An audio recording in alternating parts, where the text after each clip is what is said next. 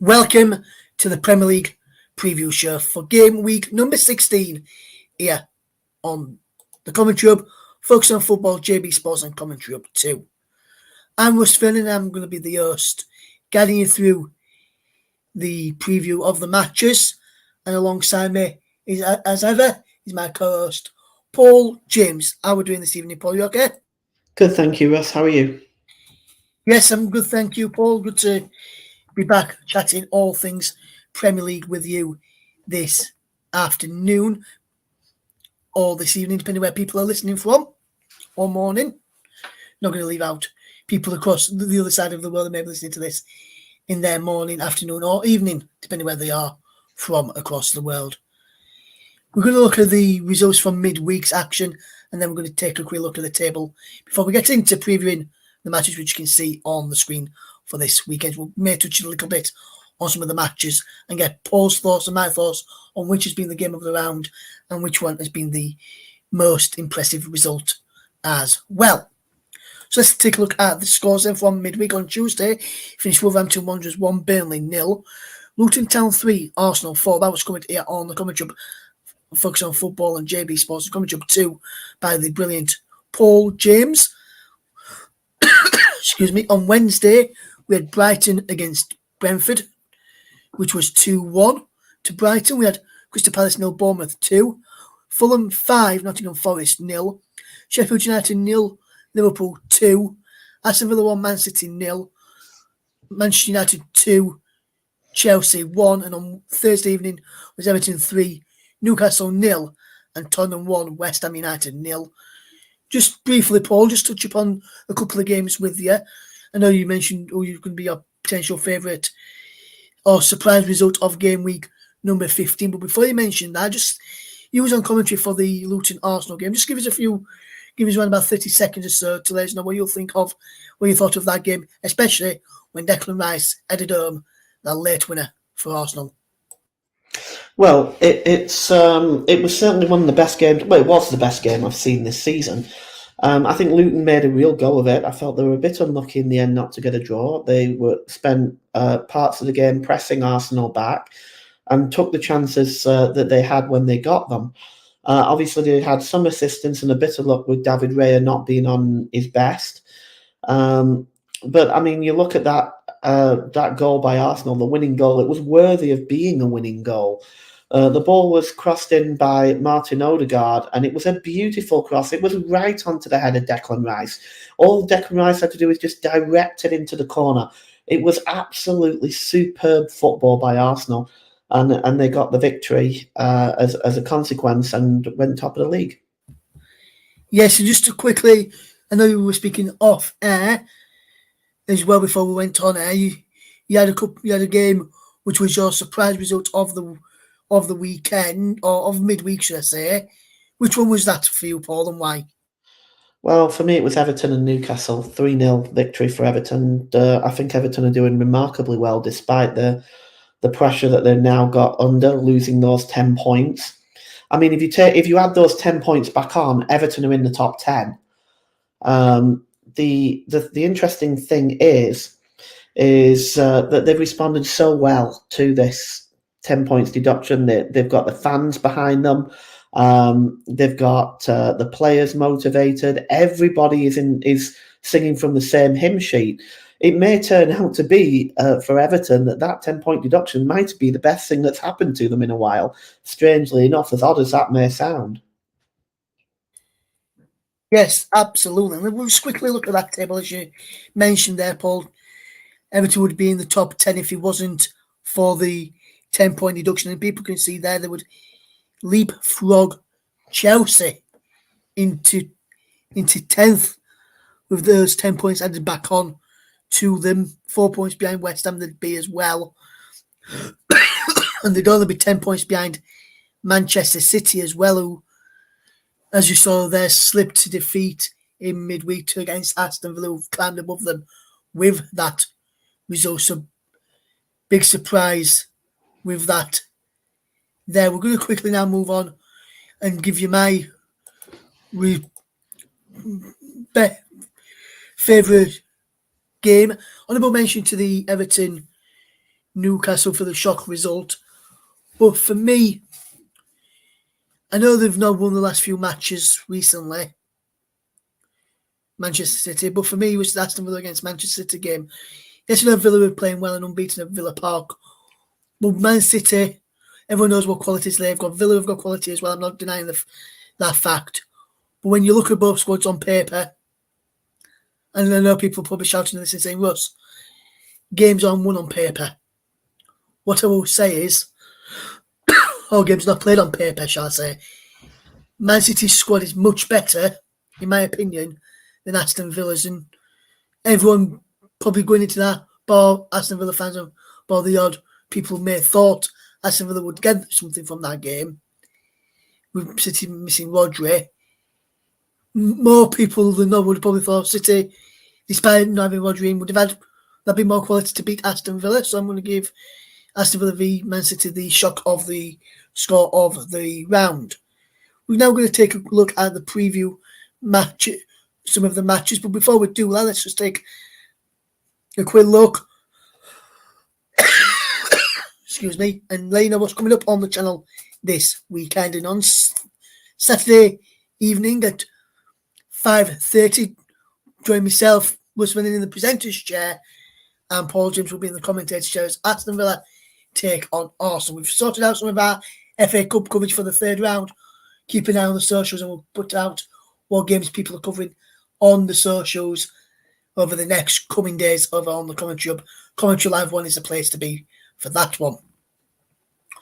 Now let's look at some of the matches taking place this weekend, and we'll start off with the game which is played at Selhurst Park. Crystal Palace head into this game on back of a 2-0 defeat to Bournemouth, while Liverpool head into this on back of a 2-0 win over Sheffield United, as you just saw the results just there.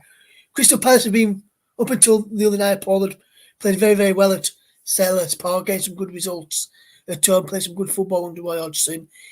Bournemouth beating him was another shock result from midweek, especially with the way Bournemouth have played and where they are in the table. Liverpool, on the other hand, you'd have expected them to beat Sheffield United, and it wasn't that straightforward against the Blades under new management in Chris Wilder. Just looking at this one then, Paul, what do you make of this game, and do you think Crystal Palace could respond from their defeat in midweek, or do you think Liverpool will continue their result from midweek and carry that form and momentum on to getting another 3 points on the board?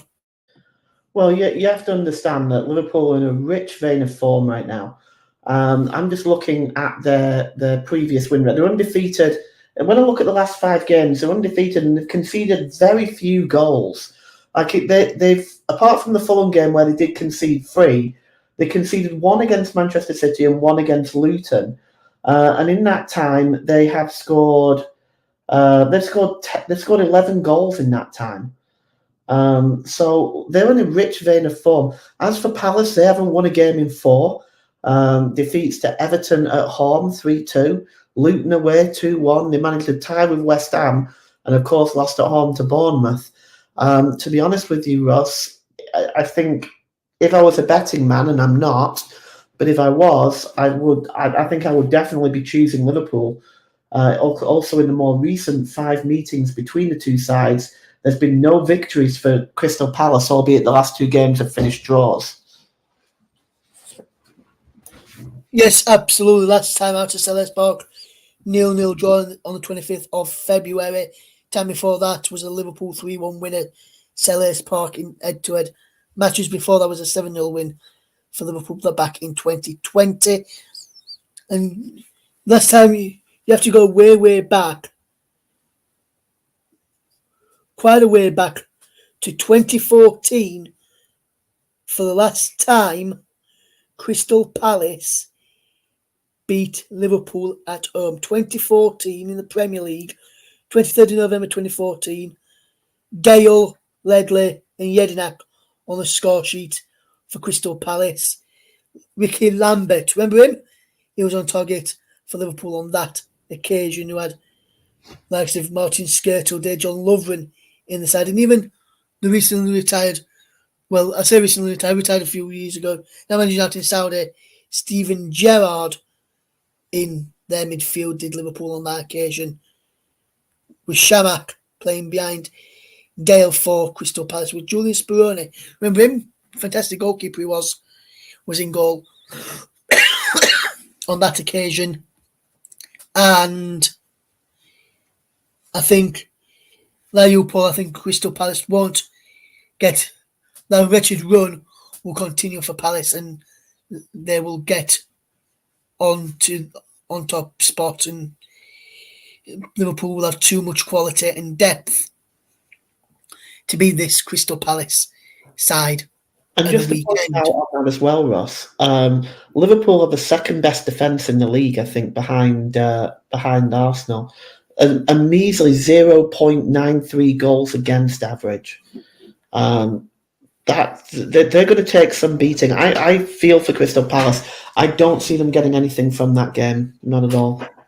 Neither do I, Paul. That's why I think Liverpool will win quite comfortably, and I think Liverpool will win 2-0.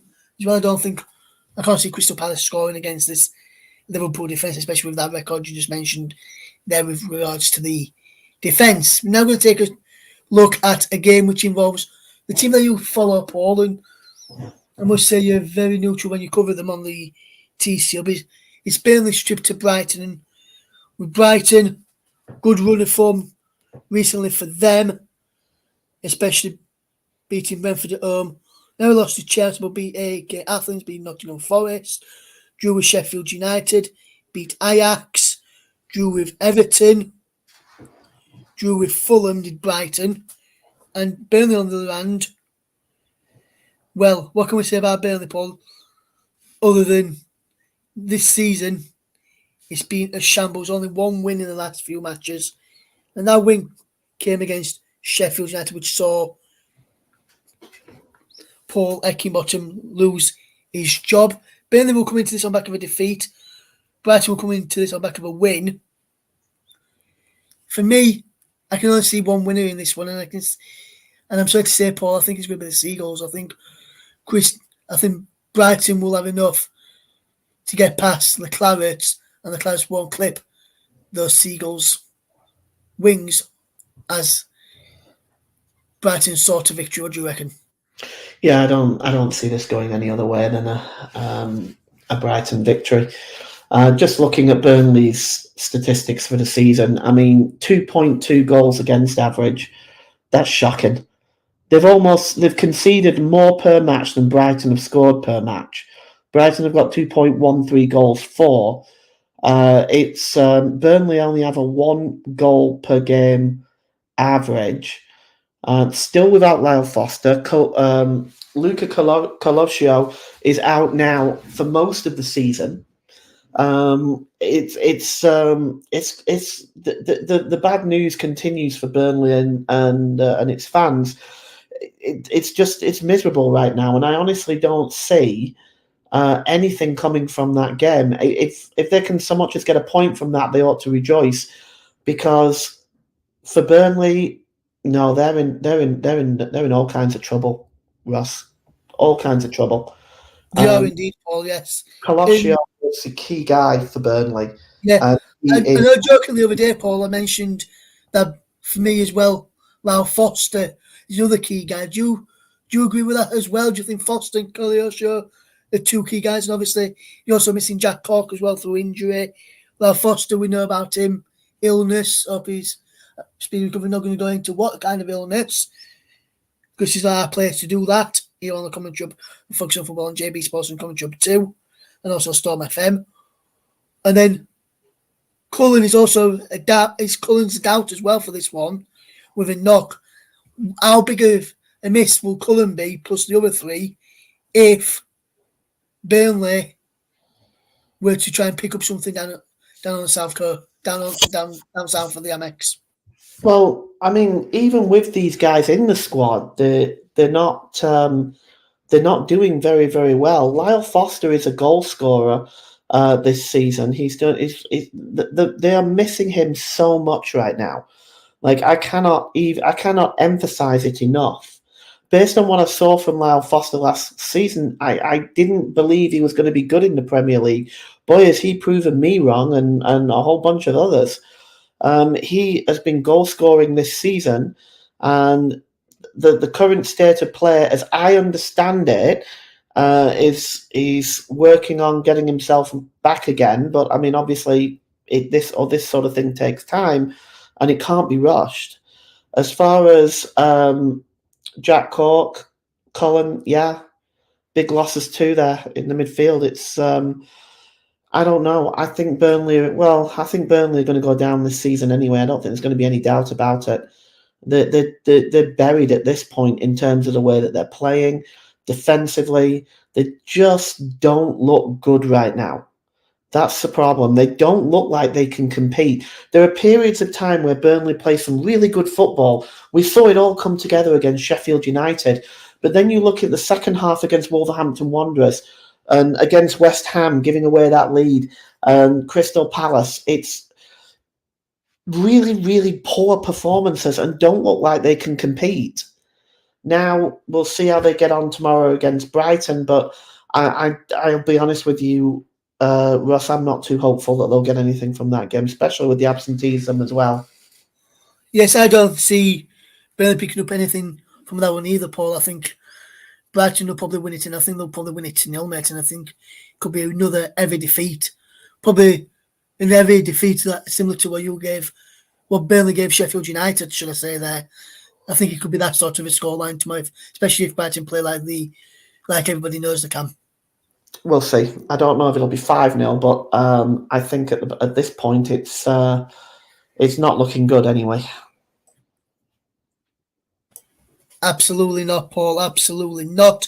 Next game, Manchester United turned around a bit of form recently.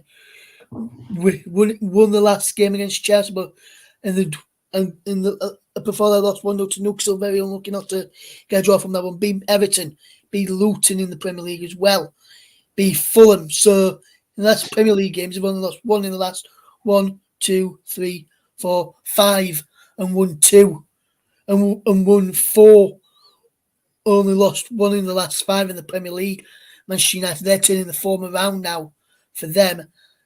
As for Bournemouth, they beat Crystal Palace in midweek, drew Aston Villa, beat Sheffield United, beat Newcastle, and lost to Manchester City. And we come up against Man United side who, on Friday, it was announced that Aaron Maguire was the player of the month for November, and it looks and also from one of our good friends at Football Live, put in earlier in one of the group chats that on football as well, that Manchester United also got the player of the month, also got manager of the month as well, with Erik ten Hag as well. And normally people, when that happens, is normally a managerial curse. Do you think that could be the case against Bournemouth, Paul? Because for me, I don't. No, I mean, I don't buy into all this managerial curse stuff, and I know it has been happening in the past where, managers have won that Manager of the Month award, and things have kind of gone a little pear-shaped for them. But I think you make what you've got in that team, and they have really, really rebounded a little bit. Now let's take a look at the stats. Let's look at the facts. So in those 5 games, they've only failed to score in 1 game. That was a Newcastle United game. Now the remaining games, they've had 7 goals in those remaining other 4 games, and in the 5 games as a whole, they've only conceded 2 goals. So Manchester United have definitely got themselves together a little bit. Now they're still fairly low on the goal scoring count, only 1.2 goals scored, and a goals conceded an average of 1.2 per game. but they do have 5 clean sheets, and they're creating about 1.73 chances a game. Obviously, between the two teams, Manchester United have dominated for most of the years. The last victory coming for Bournemouth was on the 2nd of November 2019, a 1-0 victory at the Vitality Stadium. But look, this has been a fixture that has been dominated by Manchester United. Just looking at this now, there's in those 5 games, Manchester United have scored 12 goals and they've conceded 4. So they've outscored the opposition 12-4. There's, I think, despite Bournemouth having a sort of little renaissance of their own and bringing themselves up to 15th, you still have got to say that Manchester United are the favourites here, with it being at Old Trafford. Yes, and that's what I was about to say. Man United probably be the favourites, with them being at home. Manager of the month case. Let's see if it happens, because if Man United lose tomorrow, then it definitely is a managerial case for Eric Ten Hag and Manchester United.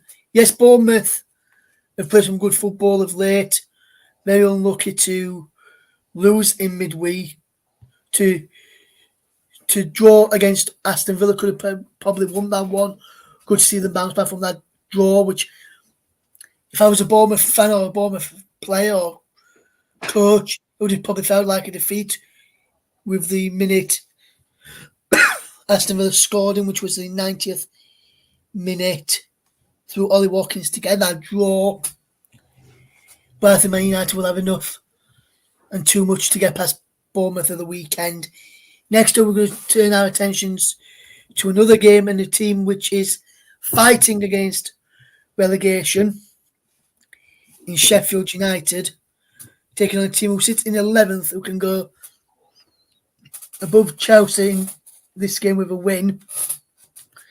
And that is Brentford. And Sheffield United, poor run of form continues for them. Only one win in the last few matches, which came at home to Wolves. But prior to that win against Wolves, up in last time they won a game in the league, Sheffield United, you'd have to go back to the final day of last season in the Championship when they beat Birmingham City 2-1. Last home win, you have to go back to 29th of April. This is in the league, by the way, guys, when they took on Preston and beat them 4-1 at Bramall Lane. This is not a good start to have. And when you look at that, only one draw in there, a draw and a win, 2 draws and a win. Now, no more. And for me, Sheffield United will lose again. I think Brentford will be too strong this time around.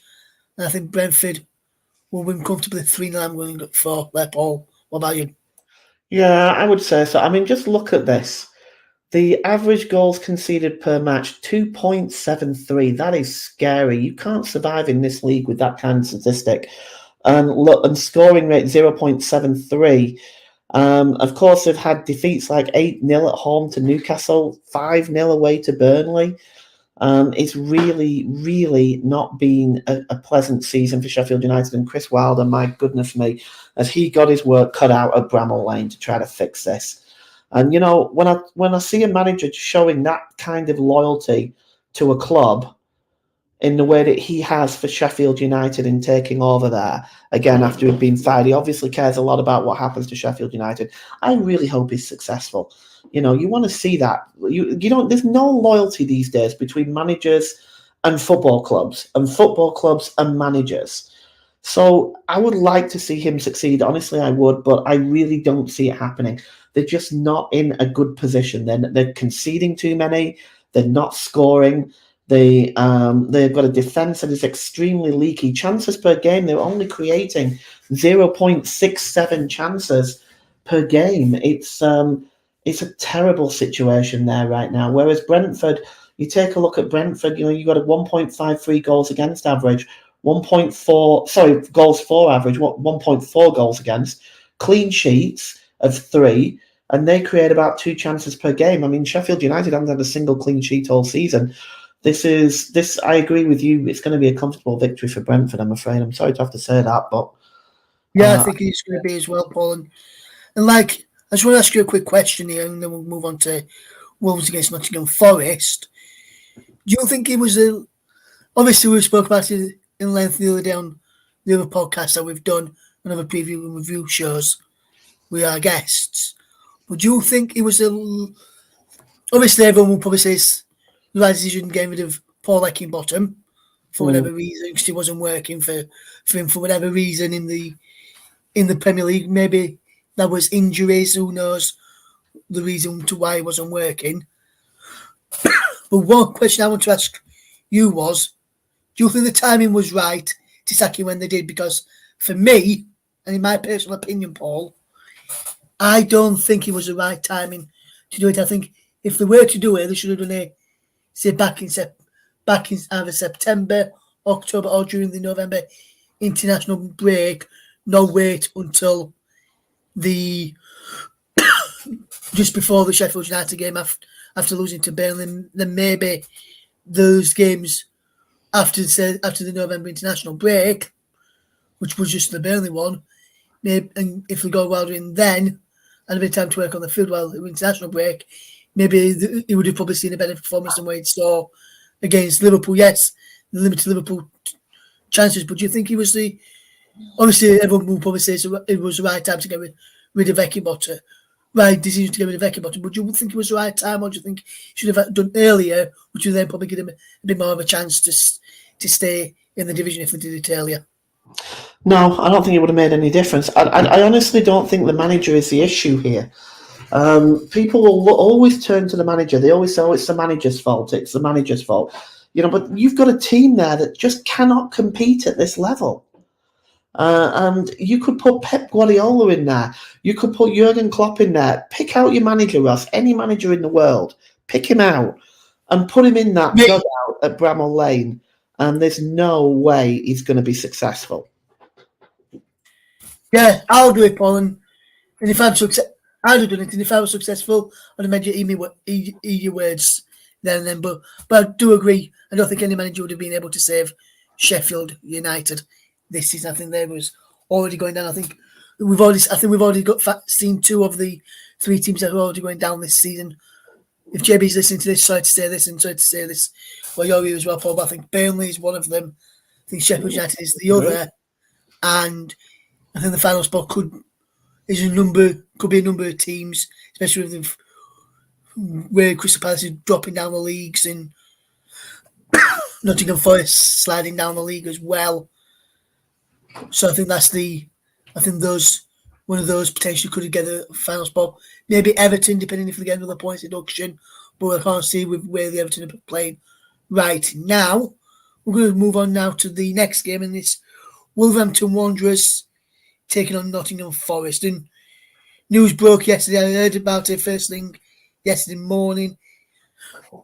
Thursday, if anyone listens to this after Friday evening, that Steve Cooper, the Nottingham Forest manager, has got this game against Wolves to save his job. Otherwise, Lewis and Molineux on Saturday, then Steve Cooper will be sad by Nottingham Forest. Everyone thought he probably would have gone after Luton game.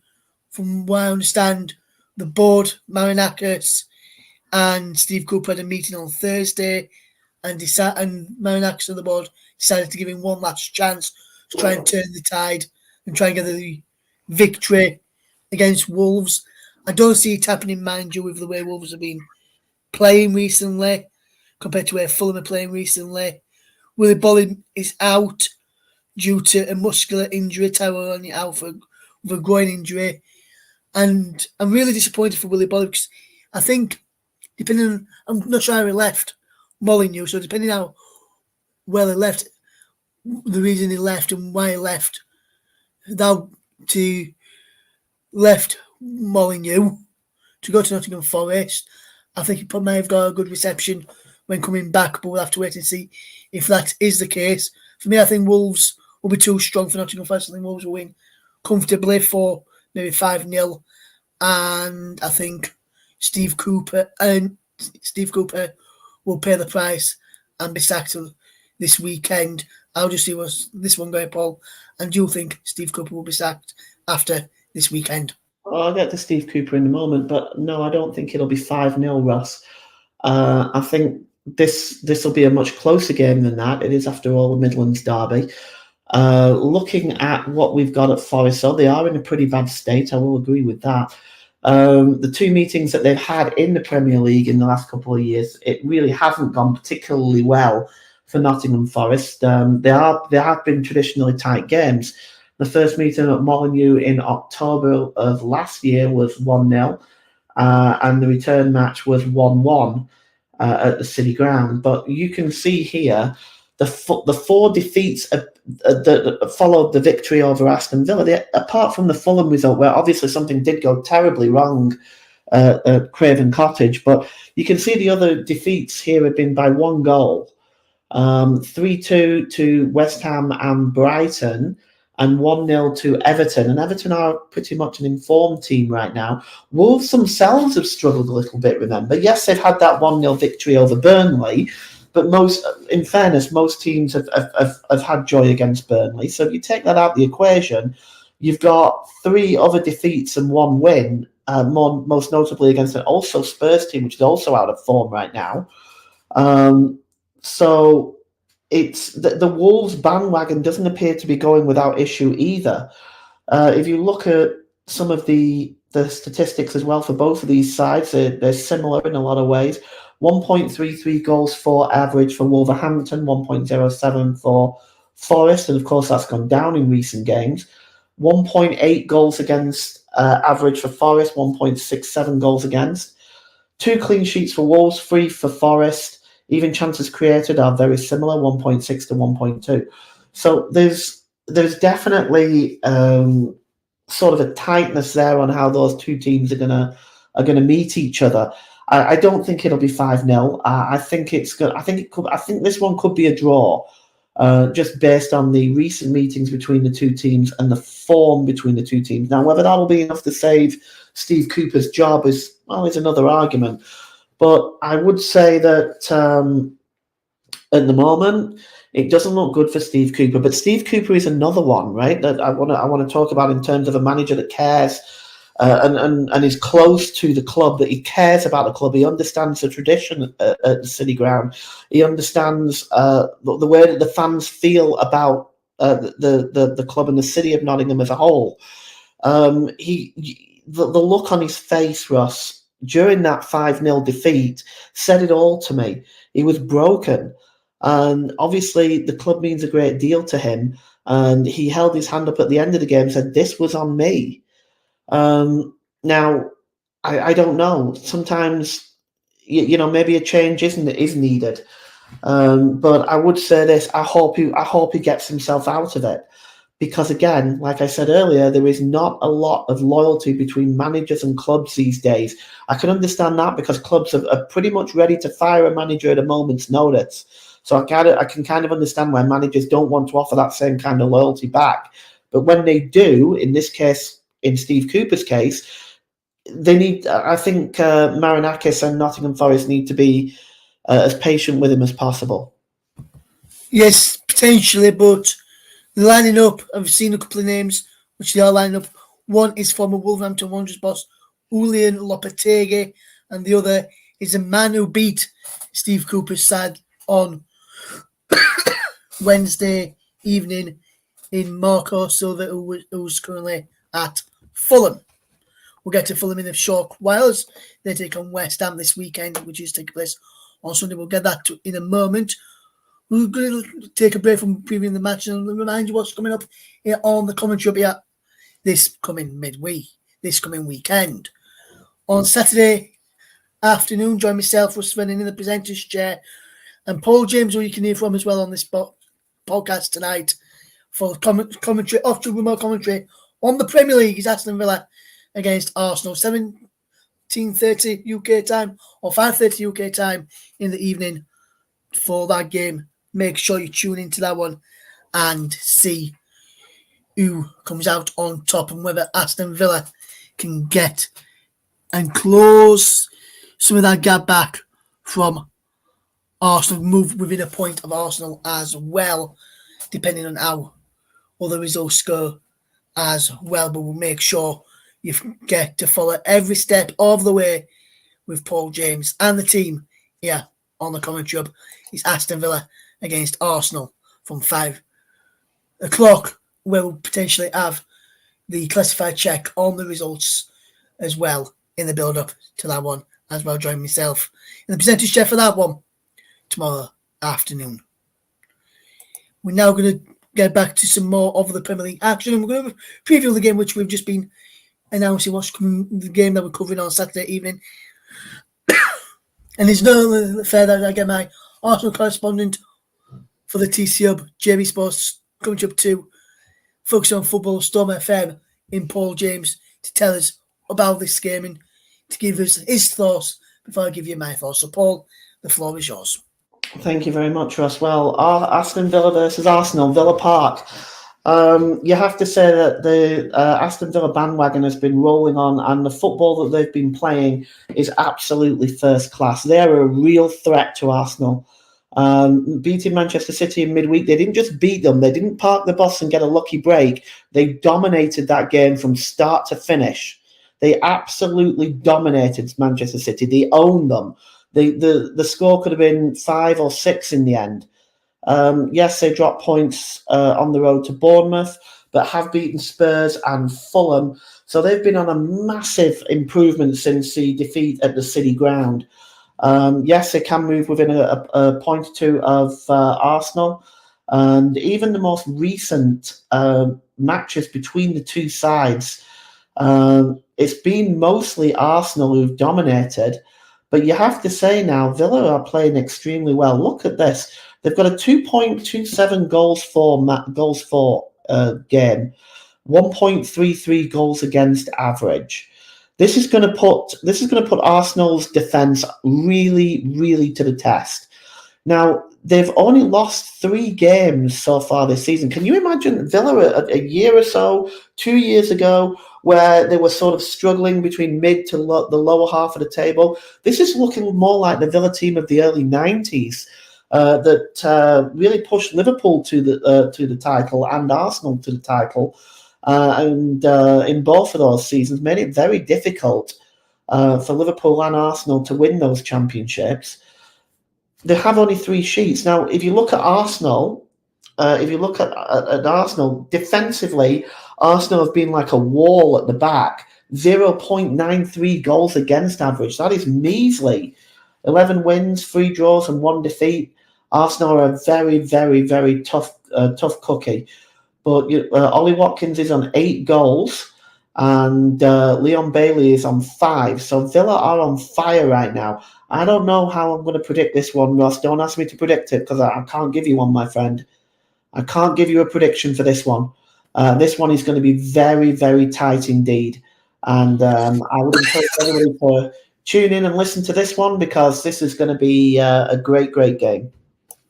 Yes, and Paul, when I look at the Aston Villa as well, look at their form at home, they've only lost 1 game at home in quite a while. That was back in September against Aston Villa on the 27th of September back, and that was in the EFL Cup quarterfinals. They haven't lost in the league in such a long time in the Premier League at home.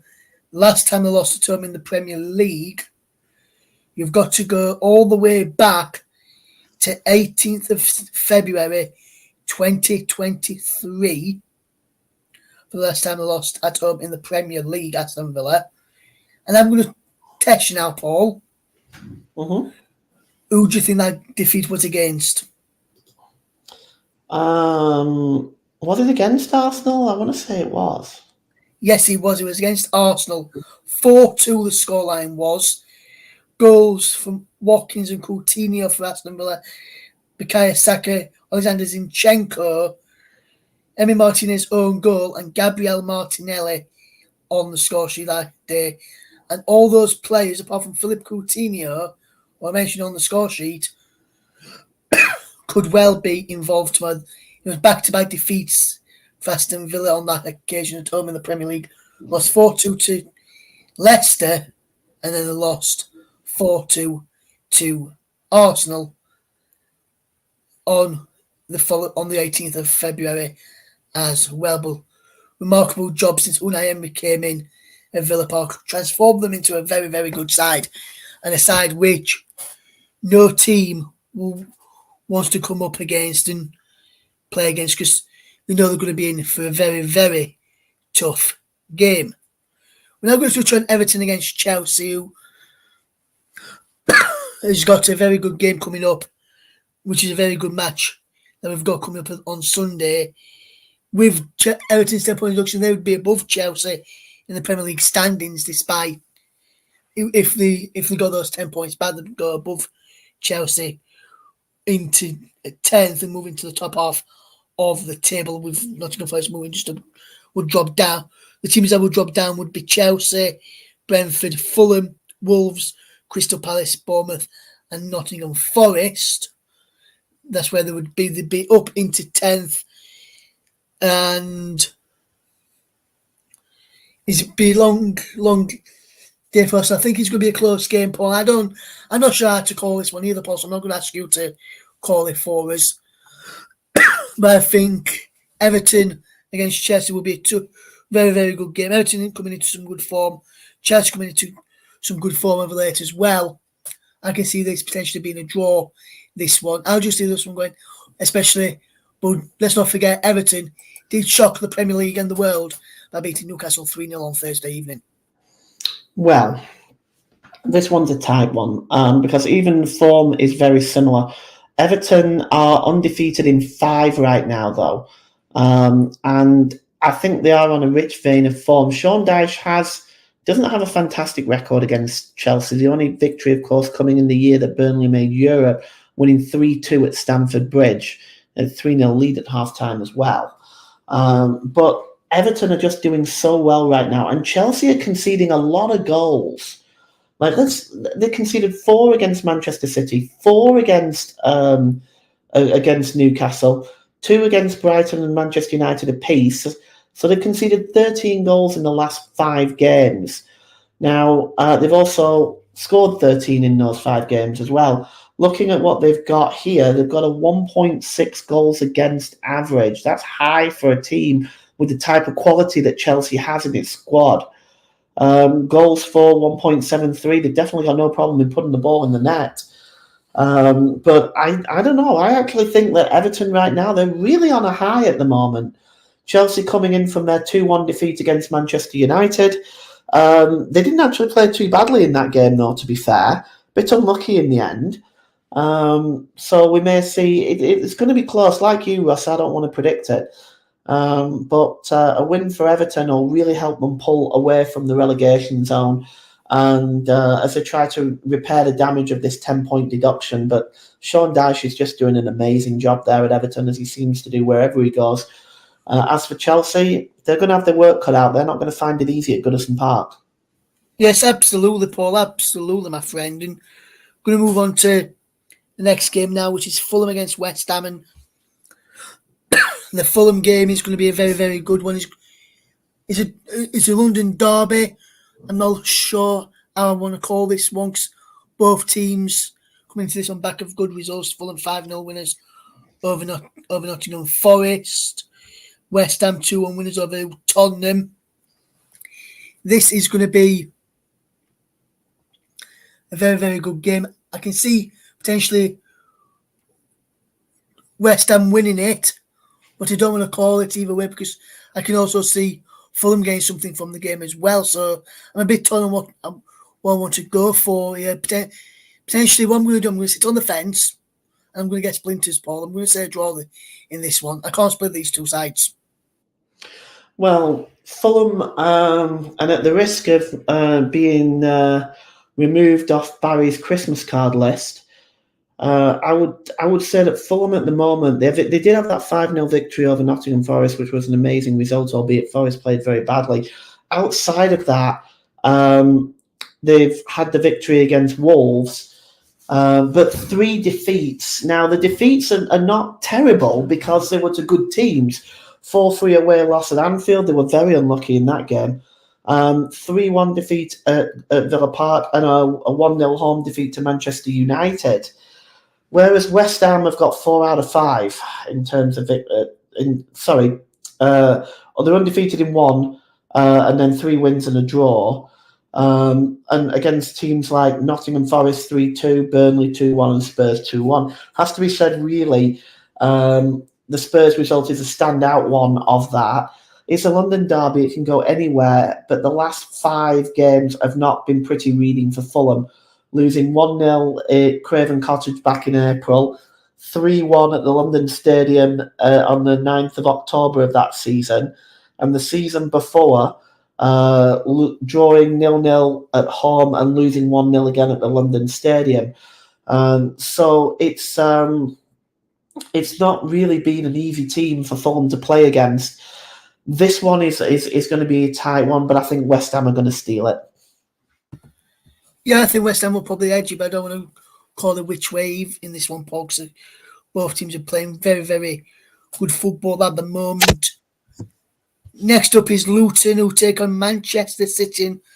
Manchester City's form has not been great. Lost 1-0 to Aston Villa, drew with Spurs, drew with Liverpool, drew with Chelsea, beat Bournemouth, which you'd expect, beat Manchester United, which you'd expect, because at that time, Man United weren't just playing as clever or as good as what they are doing at this moment in time, which pains me to say Man United are playing well at this moment in time due to the team I support. But they did well against Brighton. Had to finish the game with 10 men, lost to Arsenal, lost to Wolves early on in the season in the Premier League as well. They're taking on a Luton side who, at home, have done very, very well this season. Lost to Arsenal 4-3 last time out. They beat Crystal Palace. They drew with Liverpool at home as well. Lost narrowly to Spurs in a game which they could have got a draw from. Lost to Burnley in a game which, for large parts against Burnley, Luton were the better side in that game. Not sure. I think you may have seen some of that. I'm not sure if you agree with that, Paul. We'll see what you think about that.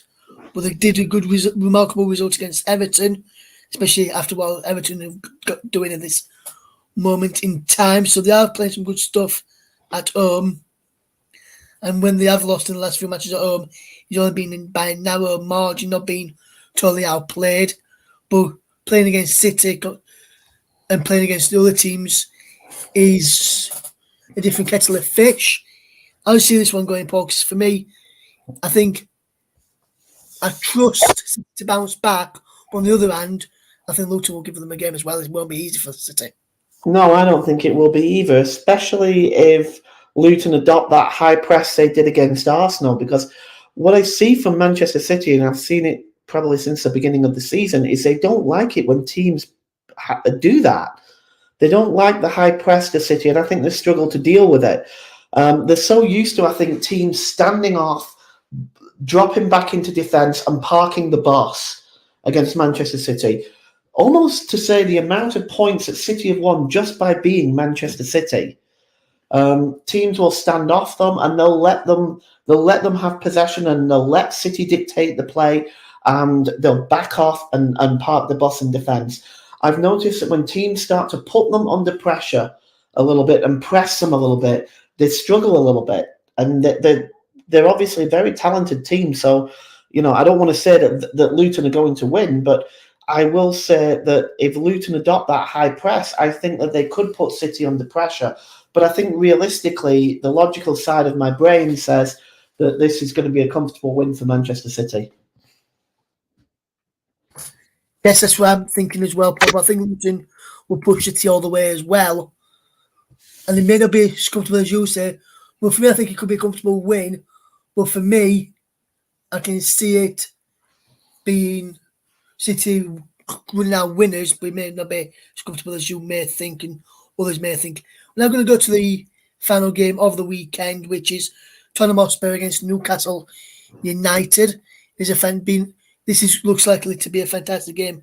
Both sides coming into this on back of defeats. Tottenham at home, losing the last 3 games at home, which is against Chelsea, Aston Villa and West Ham United, whereas Newcastle away from home are playing some good football. Yes, they lost to Everton last on Thursday evening away from home. But other than that, some past few results, lost to Bournemouth away.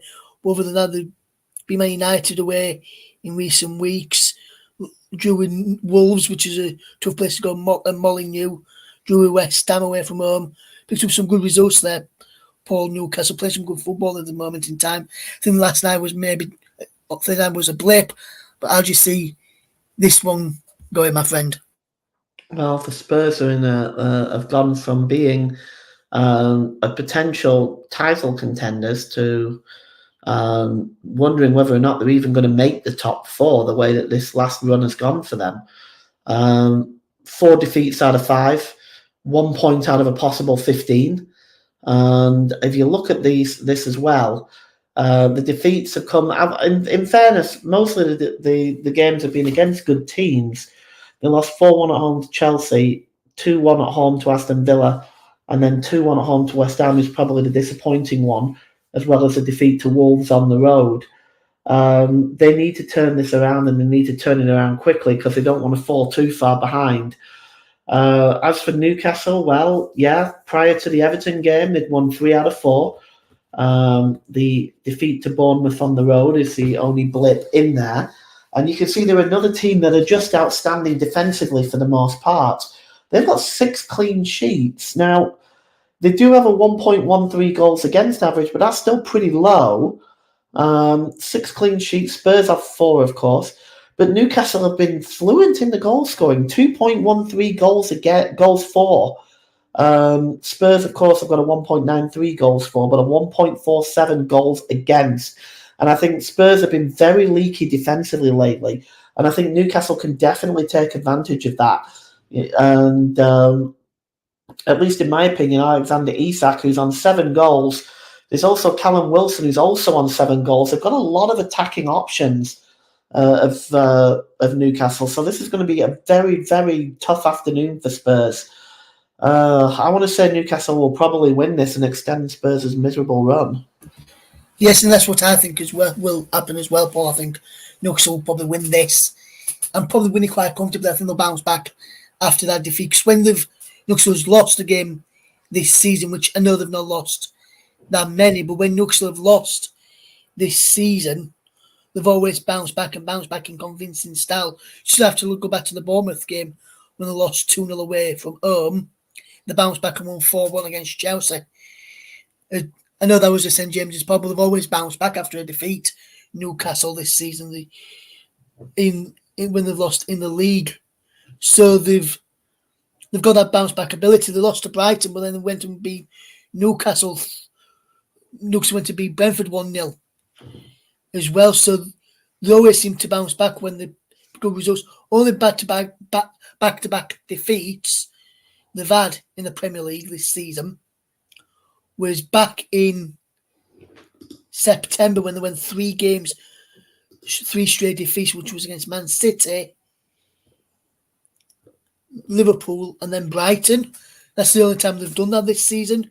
So I can see Newcastle potentially getting back to winning ways here. And I think last night was just a blip, or Thursday night was just a blip. Sorry, when we saw Trippier giving away the ball and mistakes from Trippier, which cost them a couple of the goals in that one. So I think Newcastle will bounce back quite comfortably in this one. Let's just recap and remind you what we've got coming up on the commentary on Saturday evening. It's the game between Aston Villa and Arsenal. We're on air from around about 5 o'clock with probably the comprehensive results show, and then we'll take a break to about 5:25. Excuse me, when we get into the match action with Paul James providing the commentary for that one. So that's all we've got time for today. Just a recap on the Premier League table for you, so you can have a look at what the table looks like going into the weekend's matches on the screen there. Everton, remember, 10-point deduction for them for breaching the Premier League's profit and sustainability rules, which otherwise would have seen them into the top 10 of the Premier League table. As for the Arsenal, they're still clear at the top, 6 points clear of third place, of fourth place Manchester City, 4 clear of Aston Villa, 2 clear of Liverpool. Their games this weekend will be a big games. So very big thank you to Paul for joining us this evening, and myself and Paul and the rest of the team here in the commentary hub will see you again real soon for more Premier League action and Premier League preview coverage as well. From all the team here, good night to you all.